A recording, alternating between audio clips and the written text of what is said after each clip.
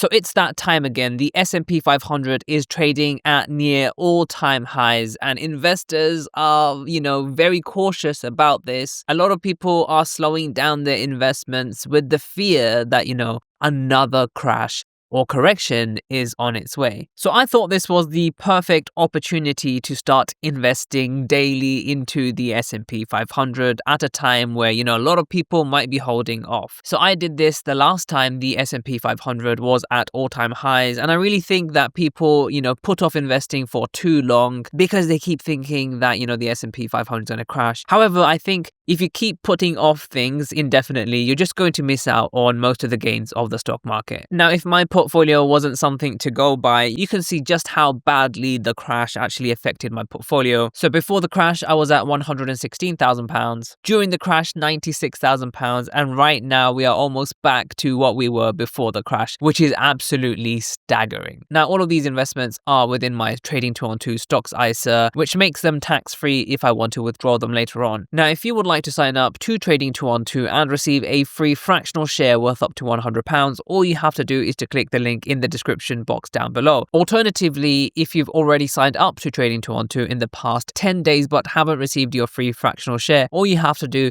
is to click the 3 horizontal line menu over here. Then scroll all the way down until you see the section Use Promo Code. And in this section, just enter my code JUBAIR and you should receive a free fractional share. So you can see as it stands, the S&P 500 is basically hovering around all-time highs again. Remember at the beginning of this year, it seemed like every other day the S&P 500 was making new highs. Now, obviously, we know what happened after that. There was about a 20% crash in the S&P 500, and a lot of people did sell out, and I think they have lost out on a really good opportunity, although this is not financial advice. So the last time I invested £100 per day, this was into a different S&P 500 holding on Trading 212. This time I've gone for the SPXL, which is the SPDR S&P 500 UCITS ETF. This is an accumulating fund, which means that the dividends aren't paid out to the shareholders, but instead automatically reinvested back into the fund. This allows us to make better comparisons this time because we're not actually getting dividends separately. So I've talked about this a lot, but I have been investing heavily into the hedged version of the S&P 500. This is where the currency fluctuation between the pound and the dollar, they are more stabilized. And this gives more of a similar return to what we see on Google Finance and things like that. And this is because, of course, that the S&P 500 index is in points and that has to be matched up with dollars, but pounds and dollars, there's always fluctuation between them. So it will be very interesting to see over the period of time this experiment is conducted, how much of a difference really it would make by having a non-hedged version.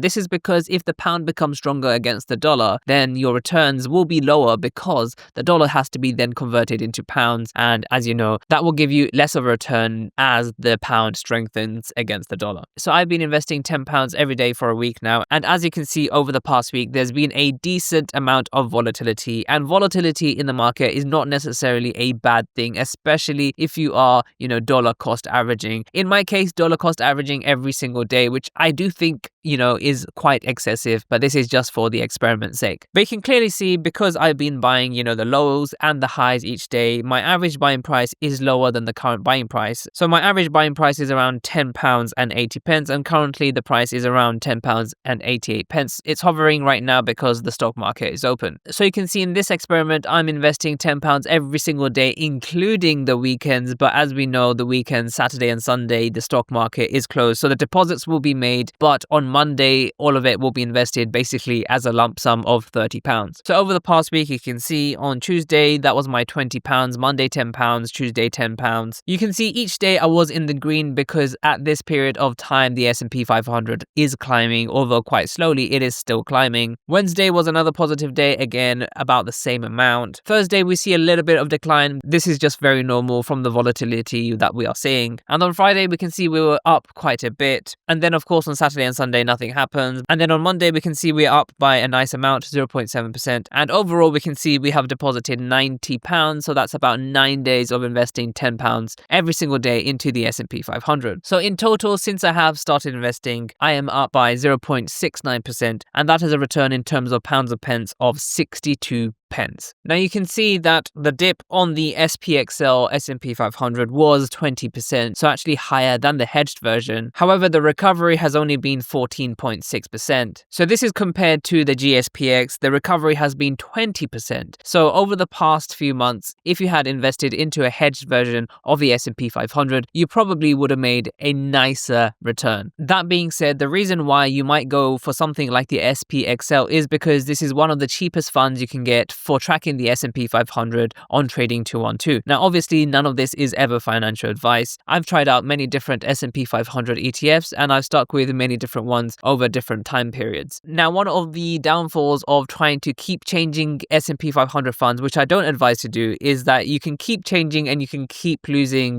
basically if you keep changing your mind and go in and out of different S&P 500 ETFs, then over the long term or even the short term, you could be missing out on so much on the table. It is probably best that you just go for one and invest, as much as you can, although this is not financial advice. Personally, I'm very interested to see how this experiment will go. This experiment will run as long as I have cash in my Trading 212 stocks and shares ISA. As you can see, I have £746 left, so that's 74 more days of doing this, and I'll keep you guys updated in regular intervals, maybe not per week, but every time things get interesting. So make sure to check out some of my other videos and I'll see you in the next video.